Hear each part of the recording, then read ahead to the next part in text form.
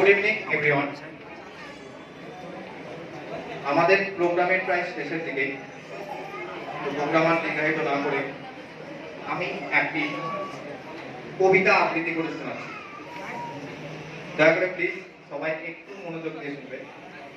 কবিতাটি একদম গ্রাম্য পরিবেশে, গ্রামের মানুষ যে ভাষায় কথা বলে ঠিক সেই ভাষাতেই কবিতাটি আঞ্চলিক কবিতা।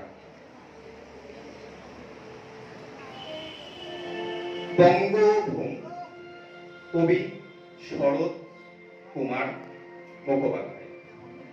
তেমন দিন কবে আসবে গো, যখন গরুর বাহনে চড়ি আকাশে চেতি চেতি মা লক্ষ্মী সুধাবেন। ওদিকে ওটা কি দেখো, নদী ভরা জল টলমল করে, মাঠ ভরি ধান, কালো কালো মানুষগুলো টিটিল টিটিল করে হাসে।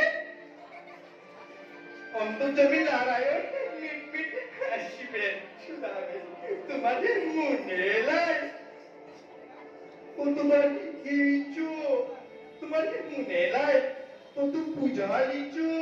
হলো বঙ্গভূমি, বান হয়েছিল, পুরা বাঁধ বানাইলো, নদী শুকাইছিল, এখন কিলান হয়েছে। বছরে 3-3 বার ধান উঠে দেখ কেনে নতুন দালান হয়েছে কত কষ্ট লাগে। বিকেলে সোনার পাহাড় ওই শোন টিকটি টিকটি টিকটি করি শব্দ উঠে, বাঘনি কিসের শব্দ কি জানি। মালক্ষী মা ঘুম টাকায়, মানুষ এখন কাজ করে ফিরেছে, শিশুরা পড়া করে ফিরেছে। দুধে বিজয় মুড়ি খায় বঙ্গভূমির মানুষ।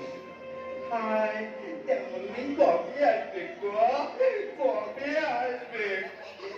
দুধ পাবে, পেট ভরি মুড়ি পাবে পোড়া দেশের মানুষ।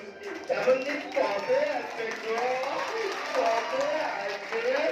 নমস্কার।